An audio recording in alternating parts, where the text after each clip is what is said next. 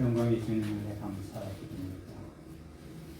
영광 받아주시옵소서. 오늘도 부족한 저희들이 주님의 귀한 전에 모였으니 아버지 하나님 앞에 찬송과 기도로서 영광을 돌립니다. 아버지 하나님 영광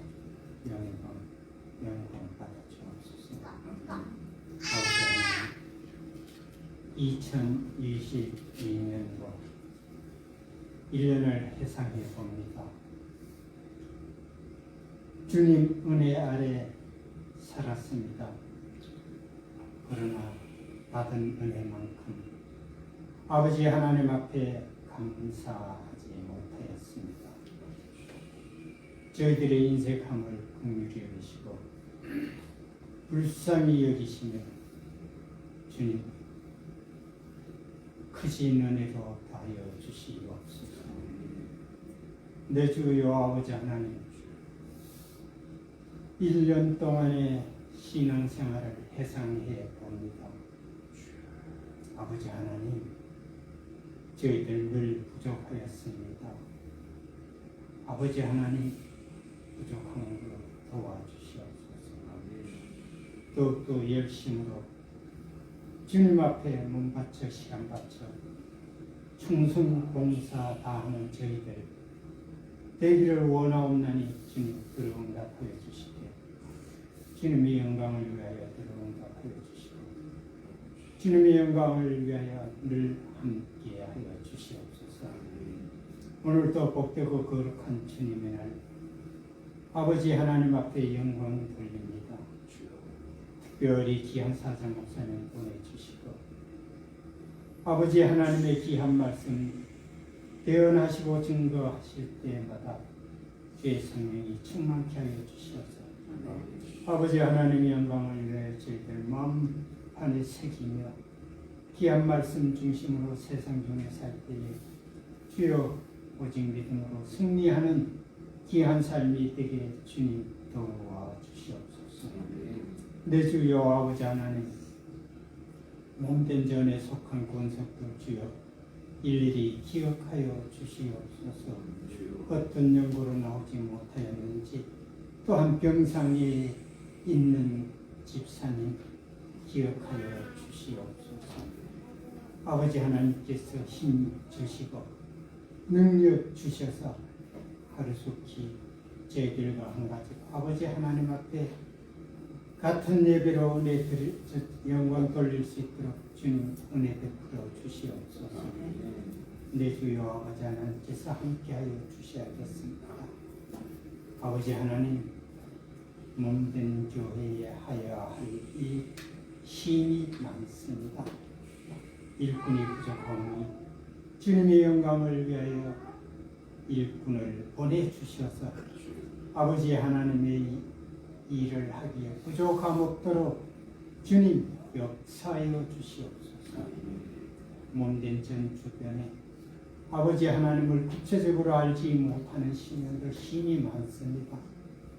그들에게 복음을 전하여야 하고 그들의 아멘으로 하기를 원하옵나니 주여 역사하여 주셔서 주님의 복음이 그들에게 심어지게 하시고 싹이 나게 하시고 무럭무럭 자라서 열매 맺기를 주여 원하옵고 기도드립니다. 주여 아버지 하나님 함께하여 주시옵소서. 북한 소토로 말미암아 아버지 하나님 양동면 복지관에서 행사를 하였습니다. 아버지 하나님의 영광을 위하여 주님 그들에게 복음이 심어지게 하시고 자라게 하시고 열매 맺게 하여 주시옵소서. 나아가 이 나라 이 민족이 다 우리 주님의 구원의 백성 되게 하시니 어려운 경제 속에서 아버지 하나님 어려움을 당하고 있는 신령들이 새 힘을 얻어서 아버지 하나님 다시 일어나는 놀라운 역사가 일어나게 하여 주시옵소서. 이 나라 이 민족이 온전히 주님 앞에 영광 돌리며 감사가 넘치는 대한민국 이 나라 이 민족이 되기를 주여 원하옵고 기도드립니다. 아버지 하나님, 또한 월드컵에서 축구를 하고 있는 우리 대표 선수들, 그들에게 힘 주시고 능력 주시고 아버지 하나님 함께하여 주셔서 꼭 승리하여서 8강, 4강 우승까지 할 수 있는 주님의 역사가 필요합니다. 주님 도와주시옵소서. 역사하여 주시옵소서. 믿사옵고 예수님 거룩하시는 줄 받들어 간절한 마음으로 기도하옵나이다. 아멘. 아멘. 네, 아멘입니다. 성경 누가복음 3장입니다.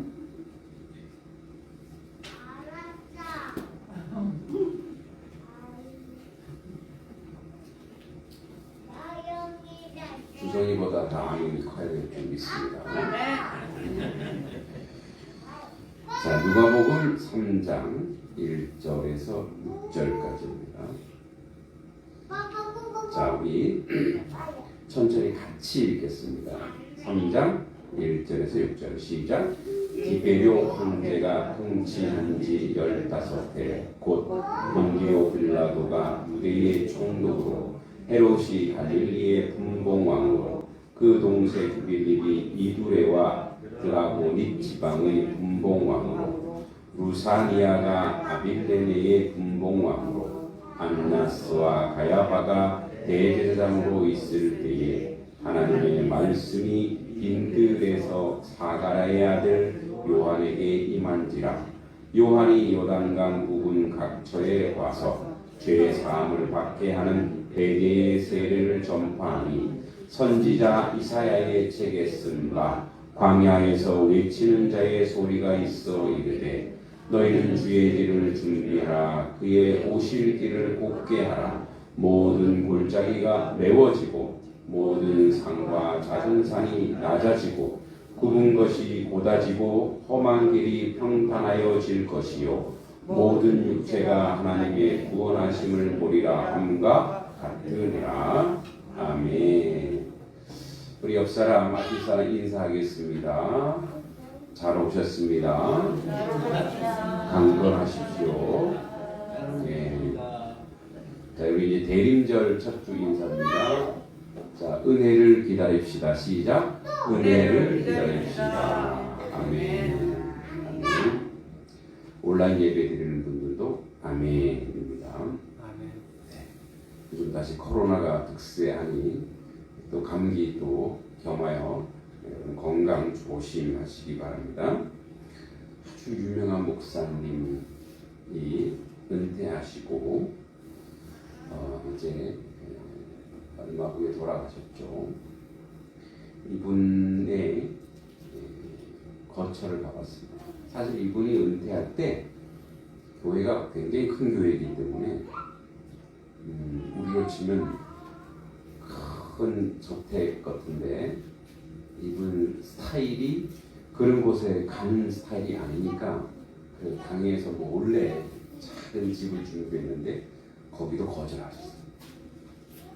그리고 왜 고시원 같은 데 보면 이렇게 사람한테 도움을 될 고만한 자리 저도 가봤어요. 거기다가 집을 돌아가실 때까지 주셨고 그때는 뭐 세습이 지금 불법인데 세습이 불법인 시대도 아니었어요. 그리고 외아들이 있는데 그 외아들한테 담임 목회지를 물려줘도 사람들의 역할 수준도 아닐 만큼 외아들도 아주 인품과 성공이 뛰어났어요. 그 외아들을 외국으로 쫓아버렸어요. 여기 있으면 방해된다. 그리고 좋은 옷을 입을 수 있음에도 불구하고 굳이 그런 옷을 살 필요가 없다. 자신이 입던 남루한 옷을 다 해진 옷을 입고 다녔어요. 이제 교회와 당회원들이 그렇게 하면 우리 욕먹이는 거라고. 그건 세상 사람들의 논리고 목사는 이렇게 살아야 돼. 그러셨어요. 그리고 또 또 목사님이 이제 통일운동 한다고 이번에 고향도 북쪽이라 많은 후배들과 제자들이 이제 북한에 한번 옛날 방문이 가능할 때 같이 가시자고 고향 좀 보고 오자고 그랬을 때 갈 수 있었죠. 근데 이렇게 말씀하셨어요. 남한에 실향민이 그렇게 많은데 그들도 못 가봤는데 내가 특권을 누려서 되겠네 하고 다 갈 수 있었는데 자기 제자들 후배들 다 한 번씩 가봤는데 굳이 안 가셨어요. 그리고 조용한 장례식을 치러 달라고 돌아가셨죠. 그리고 전 세계적으로 종교인에게 주는 노벨상이 있어요. 템플턴상을 우리나라에서 이분이 유일하게 받았어요. 김수환 추기경도 못 받았어요. 공과는 있습니다. 이분도 실수도 있었고 과오도 분명히 있었고 이분이 바로 한경직 목사님이시죠. 지금 영락교회 마지막에 참 그래서 그분의 모습을 보면 뭐 제가 지금 사람을 띄울 생각은 아닙니다만 예수님처럼 살고 부진장 애를 쓰신 그런 목사님 중에 한 분입니다. 오늘 이제 우리가 대림절 어드벤트 이제 기다림의 계절이라. 근데 이미 예수님은 한번 오셨잖아요. 우리 또 뭘 기다릴까요? 재림. 다시 그분이 오실 길을 우리는 기다리고 있는 중입니다. 한경희 목사님이 그렇게 살았을 때 삶에 우리가 보기에 참 흠모하고 참 목사답게 사셨구나. 그리고 겸하여 얘기하면 자영도 안 모셨어. 버스 타고 모셨어. 대중교통 이용을. 그러니까 이제 그런 모습을 보면 저도 참 못 따라갈 그런 이 하나님의 사람이시죠. 그분이 소망한 게 뭐냐? 그분이 기다린 게 뭐냐? 바로 주님, 그 주님의 은혜, 주님이 함께 하시고.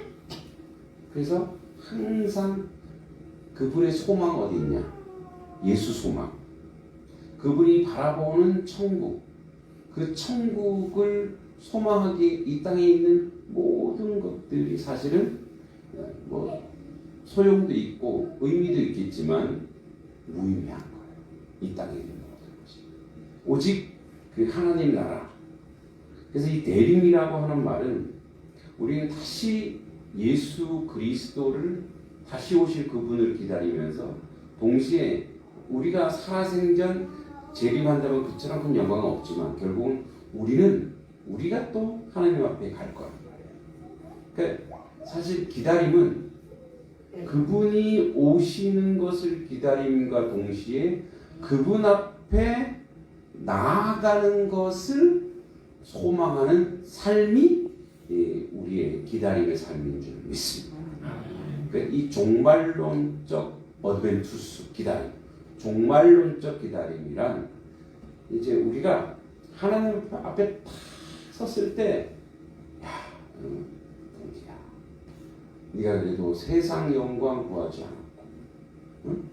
나의 영광을 위해서 네가 그래도 고생했구나, 네가 애를 썼구나. 근데 어떤 목사님이 그러더라고. 자기는 두 길이 항상 자기에게 속해 있을 때 좁은 문 좁은 길을 선택했다. 좁은 문 좁은 길. 저도 하나님 앞에서 그랬으면 좋겠어요. 좁은 문 좁은 길, 힘든 길, 다른 사람들이 가지 않는 길. 제가 이제 우리 단석교회에 올 때 결정적인 역할을 하신 제 스승님이 계십니다. 그분도 시골에서 목회하고 계세요.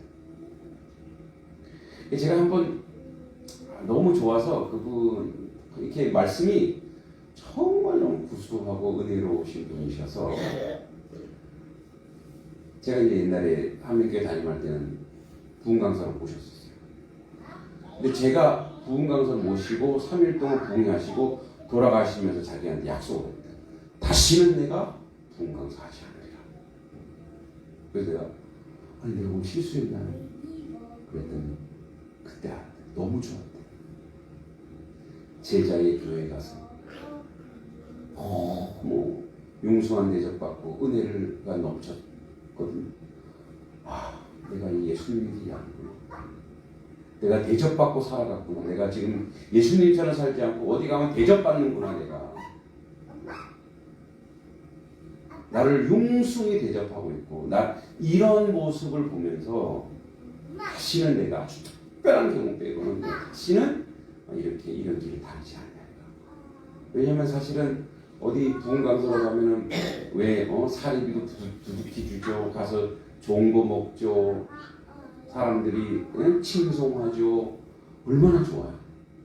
근데 그걸 생각해 보니까 어떤 사람은 그럴 거 아니에요. 또 불러줬으면 좋겠다는데 어떤 이분은 다시는 그게 걷지 않아요. 저랑 한번 이렇게 제가 이제 1년에 한두 번씩 찾아뵀는데 길을 걸으면서 그 얘기 하시더라고요. 이건 예수님의 길이 아니다. 자기가 영광 받더라. 그래서 한번 우리 교회 모시고 싶은데 이제는 안 오신다고. 그런 거 하기 자기가 무너지더라고요.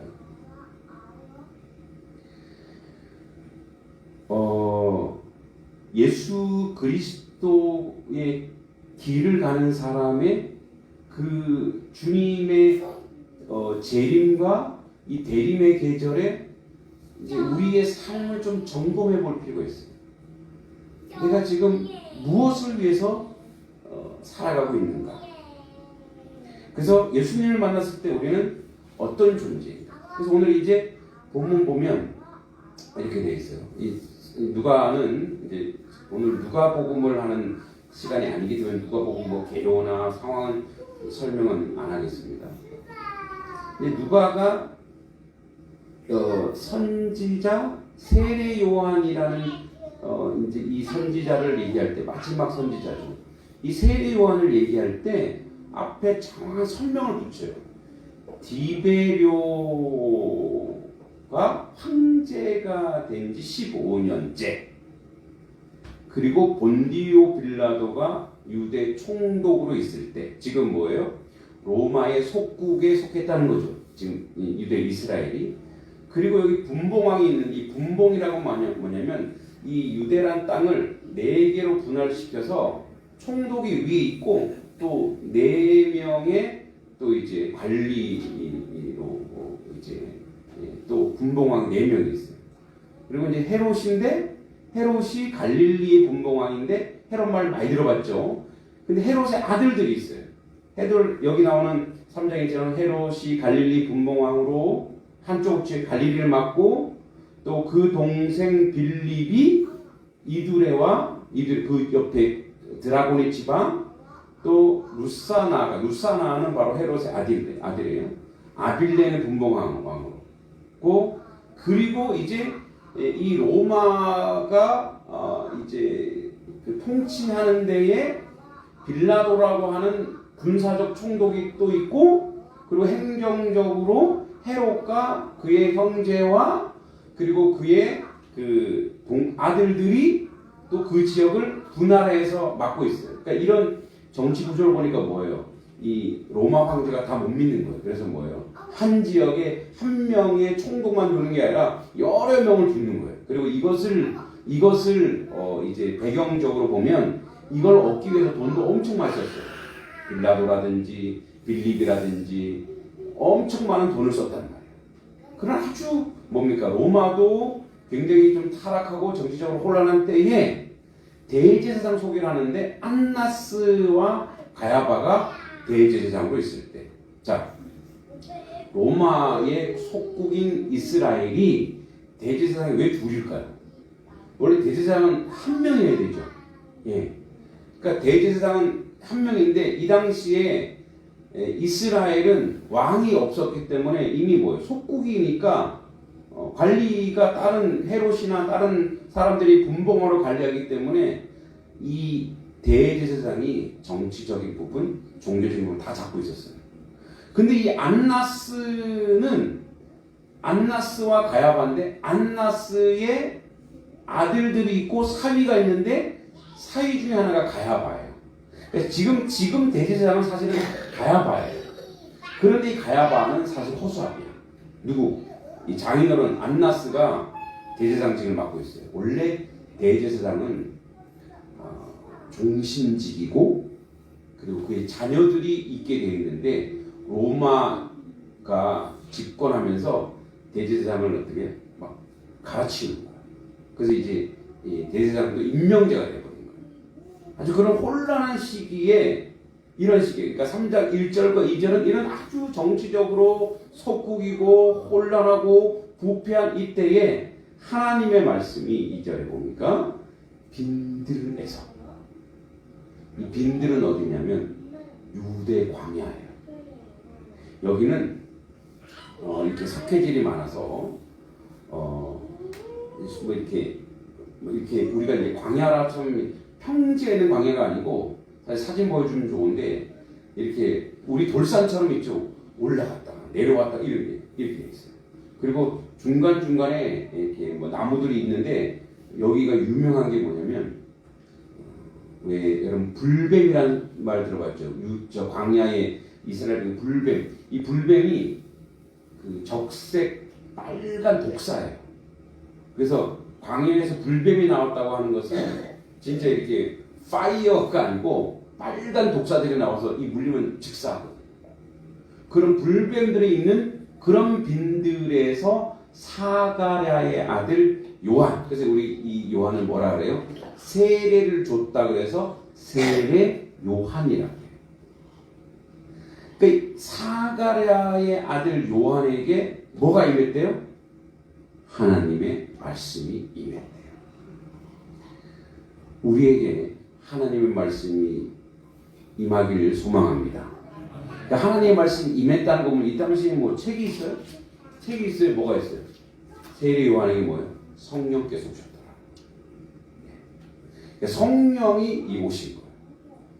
그러니까 하나님의 말씀이 빈들에서 사가랴의 아들 요한에게 임한지라. 그리고 요단 이 빈들 그 사막 위에서 조금 더 올라가면 요단강이 있어요. 요한이 요단강 부근 각처에 와서 죄 사함을 받게 하는 회개의 세례를 전파하니, 자 근데 좀 문맥상 좀 안 맞는 게 있지 않나요? 자 여기 요한이 3절에 요단강 부근 각처에서 와서 죄 사함을 받게 하는 회개의 세례를 전파한다. 여러분 세례 요한은 죄 사함의 능력이 있어요, 없어요? 세례 요한은 없죠. 근데 왜 죄 사함을 받게 하는 회개의 세례를 전파하니라고 기록하고 있을까요? 자, 죄 사함을 준다는 말은 없죠. 뭐라 그래요? 죄 사함을 받게 하는. 그래서 세례 요한을 뭐라고 얘기하냐면 주의 길을 예비하는 자라. 주의 길. 그 세례 요한을 다른 말로 마지막 율법이라고 해요. 마지막 율법. 이제 장황하게 세례 요한이 세례를 준 내용을 얘기할 수 없지만, 세례 요한이 군인들에게, 상인들에게, 종교인들에게 막 얘기하죠. 너희들은 2벌 옷 입는 거 1벌 나눠줘라. 군인들에게는 뇌물 받지 말아라. 그 당시에 빌라도 총독하에 우리로 치면 외정 시대에 일본 순사 앞에서 그렇게 위세를 떨던 자들처럼 그렇게 하면서 어떻게 해요? 뇌물 받고 봐주고 이런 거 하지 말아라. 이 너희 대제사장들은 하나님 앞에 온전한 회개해라 하면서 계속 뭐죠? 세례요한은 죄를 계속 어떻게 해요?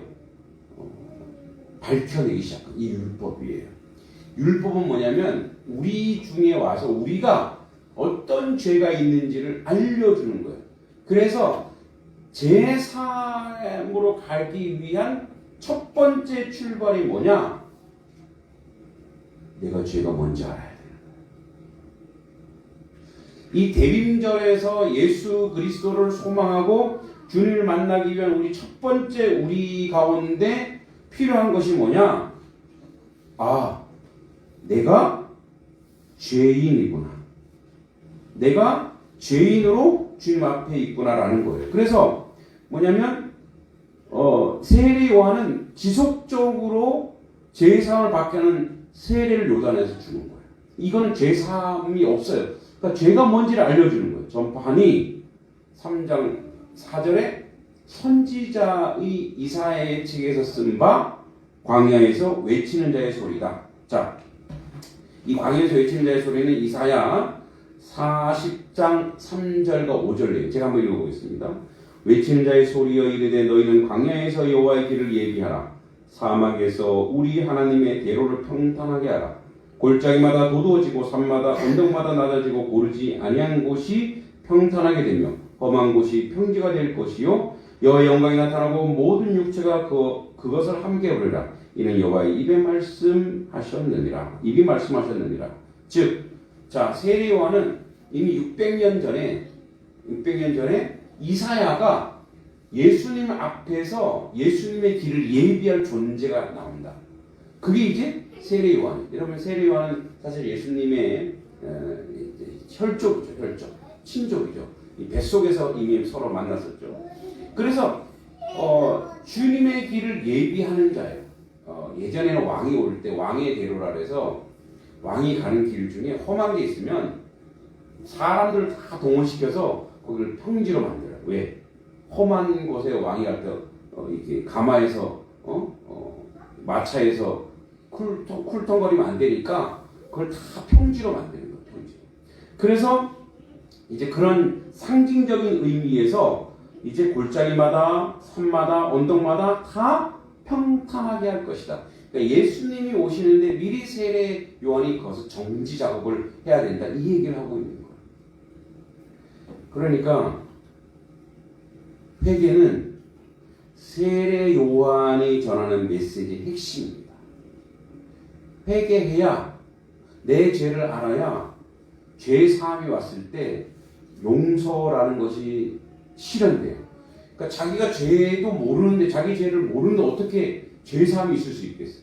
그러니까 그 작업을 세례 요한을 통해서 지금 시작하고 있다는 거예요. 그러니까 우리에게 기다림은 뭐냐면 기다림이라고 하는 것은 하나님의 말씀이 임했죠. 말씀이 임한 자의 첫 번째 반응이 뭔지 아세요? 회개예요. 회개. 할렐루야. 주님, 내 죄가 나의 죄가 주님의 영광을 가립니다. 그래서 우리는 여러분 아유 지겹도록 왜 죄 얘기하고 회개 얘기하냐고 그렇게 오는 것이 말씀의 역사이거든요. 여러분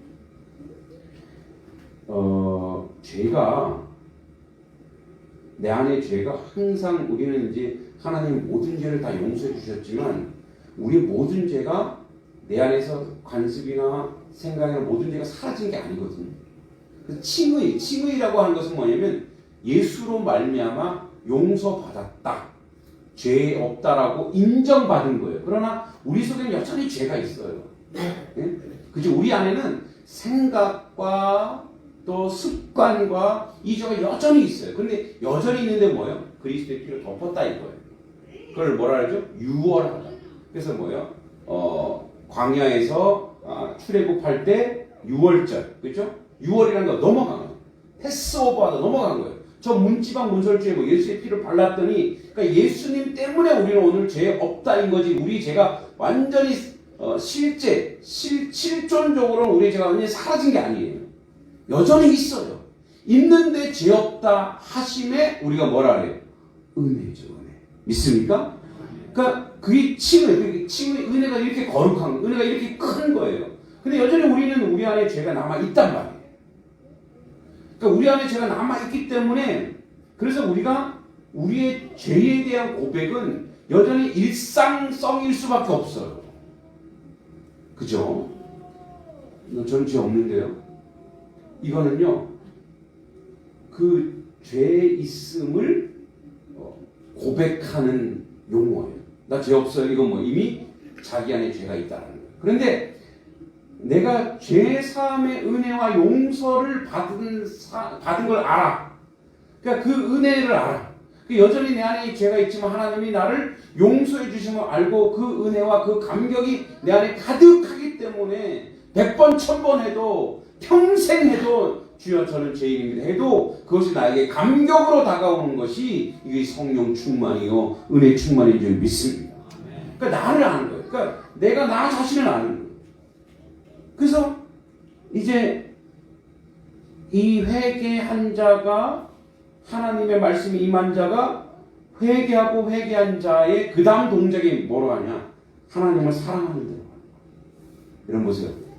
은혜 받으면 자기에게 은혜를 주는 사람을 흠모할 수밖에 없어요.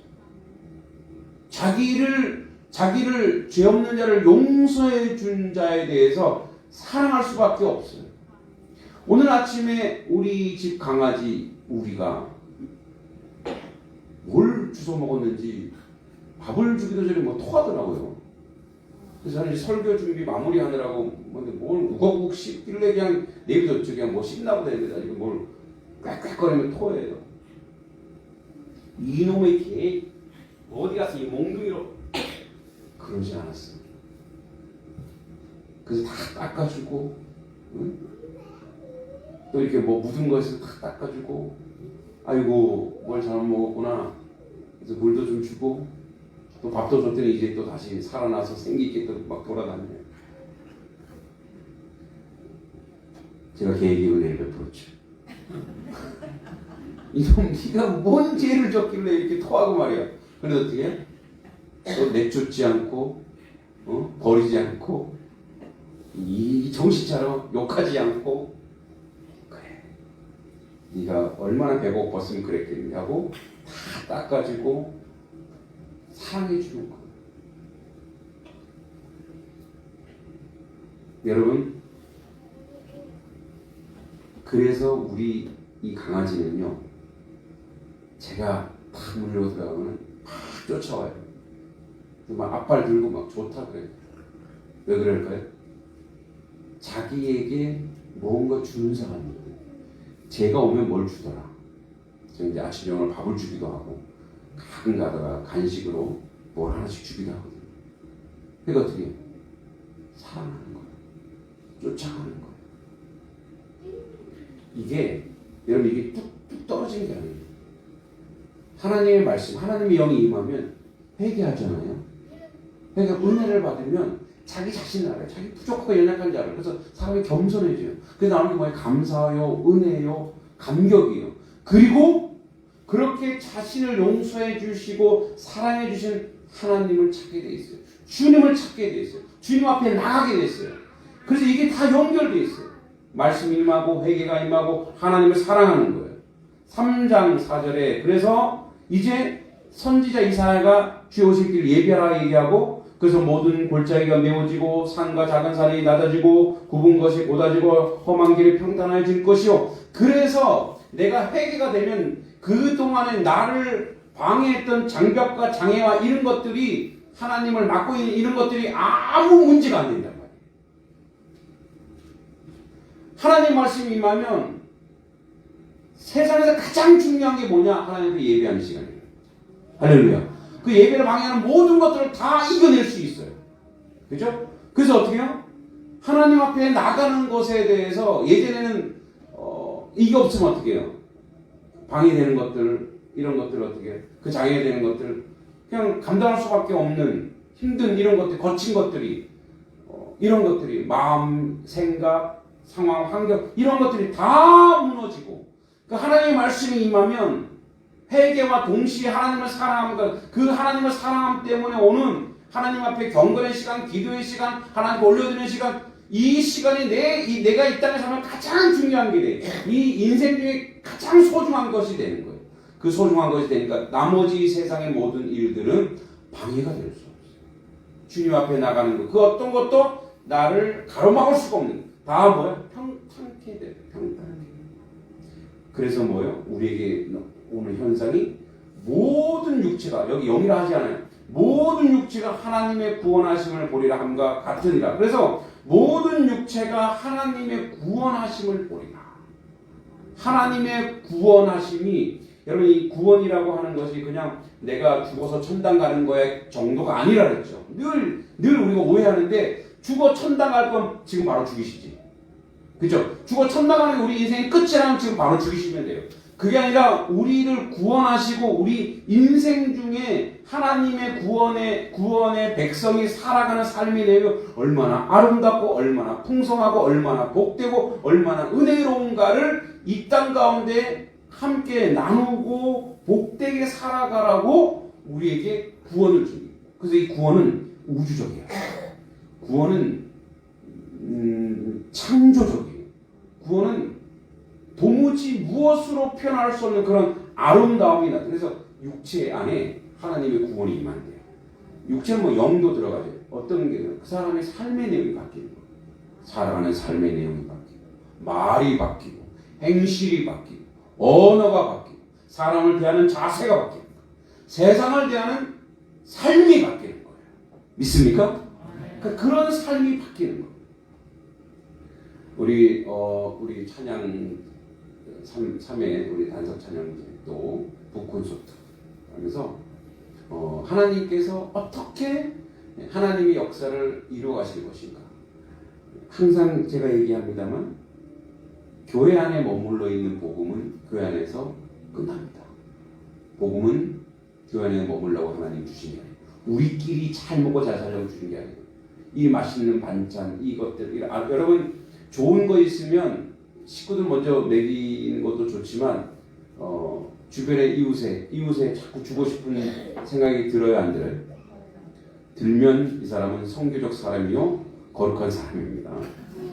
자꾸 우리 식구만 먹이려고 하면 나중에는요 비대해지죠. 그리고 자꾸 먹이면 어떻게 돼요? 그거 싫어합니다, 그죠? 계속 맛있는 거 아무리 먹어봐요 나중에 질리죠. 근데 이제 좋은 곳이 생기는 순간 자꾸 우리의 울타리를 넘어가고 싶어요. 예, 여러분 그게 사랑이죠. 그 이제 테스트 해볼게요. 오늘 맛있는 게 들어왔어. 목사님 생각납니까? 자, 생각난다. 아멘. 아, 생각 안 난다. 아멘. 자, 그럼 목사님은 이제 당연히 생각나고 여러분의 이웃 주변 생각납니까? 안 납니까? 나야 돼요. 그러니까 뭐예요? 하나님의 구원하심이 우리만이 아니라 여기를 넘어가는 거예요. 저는 북콘서트가 저에게는 예배였어요. 그것을 통해서 많은 사람들이 예배라고 하는 세레모니를 하지 않았어요. 예배 형식은 없었어요. 그러나 사람들이 그 책을 보고 그 책 안에는 교회에 대한 얘기도 그 안에 숨어있는 십자가와 부활의 얘기가 사실 그 책 안에 들어있거든요. 그러니까 확장시켜가는 거예요. 그러니까 이 복음이 양동면 일대, 이 마을 일대 자꾸만 이 복음이 확장시키게 하는 거예요. 하나님이 지혜를 주실까요, 안 주실까요? 지혜를 주시는 거예요. 저는 이 북콘서트가 양동에서 처음이라고 우리 매국교 목사님 얘기하면서 저한테 와서 그날 오후에 이 정도는 대성공이라고. 대성공이 뭔지 잘 모르겠고 그 이제 인원동원이 그만큼 잘 됐다 이런 얘기를 하더라고요. 근데 물론 성공 실패는 하나님이 하시는 거지만 중요한 건 뭐냐면 중요한 것은 이것을 통해서 이제 또 우리가 소원한 목적한 만큼 이제 앞으로도 더 이렇게 사람들이 책을 더 사시겠지만 목적한 만큼 이뤘어요. 그래서 목표한 만큼 또 우리 면사무소에 또 드릴 수 있어요. 제 이름 안 드려요. 단석교회 이름으로 드리는 거예요. 드리는 거예요. 그래서 이것이 쓰여지게 하는 거예요. 근데 이게 우리 돈이 아니죠, 사실은. 돈을 순환되는 거죠. 이분들이 책을 샀기 때문에 그걸로 이렇게 물려드리는 거예요. 그러니까 복음이라고 하는 것은, 사랑이라고 하는 것은 뭐냐면 무슨 이제 마지막인데 하나님 말씀이 임했어요. 내가 죄인이라는 걸 느꼈어요. 세례 요한할 때 죄인이라는 걸 느꼈어요. 그러면 나의 모든 길이 복음 안에서 모든 길이 다 평탄해지기 시작했어요. 하나님을 사랑하기 시작했어요.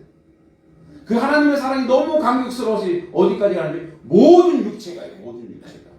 그러니까 우리 식구만이 아니고 우리 교인만이 아니고 여기서 그래서 이제 이사야의 모든 육체가 이것은 성교적 전 열방으로 하나님의 구원이 나타난다 이거. 그러니까 하나님의 구원이 이 단석교에만 머물러 있는 게 아니고 우리 가정에만 머물러 있는 게 아니고 이 단성리 전체에 그리고 양동면 전체에 전 세계 열방 가운데 이 복음이 확장되는 복음이 역사하는 그 역사를 구원하심을 뭐라고 눈으로 목도하고 볼 것이다라고 예언하고 있는 것입니다. 단석교를 통해서 구원하심이 단석리에 그리고 양동면에 목도하게 하는 것이 우리 교회가 생겨진 여러분이 성도된 목적과 이유예요. 여러분을 구원하셔서 여러분만 천국 가라고 구원시킨 게 아니고 여러분을 통해서 우리 성도님을 통해서 부족한 저를 통해서 이 구원하심이 모든 육체가 구원을 맛보게 하라 이거예요. 믿습니까? 여러분의 자녀들이 구원하심을 맛보게 하라 이 얘기예요. 여러분의 친혈족들이 여러분을 통해서 하나님의 구원하심을 보게 하라 이 얘기예요. 이 역사를 하나님이 앞으로도 계속 이끌어 갈 거란 말이에요. 그게 바로 대림의 진정입니다. 주님을 기다리십니까? 그러면 주님이 가신 길을 같이 가면 됩니다. 그 길로 가면 그 역사가 우리 가운데 나타날 줄 믿습니다. 하나님 아버지 은혜 감사합니다. 세례요한의 강야의 노래가 우리의 노래가 되게 하시고 결국은 하나님의 말씀이 세례요한에게 임했던 것처럼 또한 우리에게 임하여 우리의 실존을 합니다. 우리가 죄인이여 회개하며 이웃을 사랑하며 세상을 사랑하며 하나님을 사랑하며 그리고 이 구원이 온 열방 가운데 우리의 이웃 가운데 임할 수 있는 놀라운 역사가 우리를 통해 하나님의 교회들을 통해 하나님의 성도들의 가정을 통해 또 저들의 자녀에게도 이 구원의 역사가 임하는 놀라운 역사가 우리 가운데 인도되어 주실 수 있도록 이끌어 주시옵소서. 예수님의 이름으로 간절히 기도합니다. 아멘.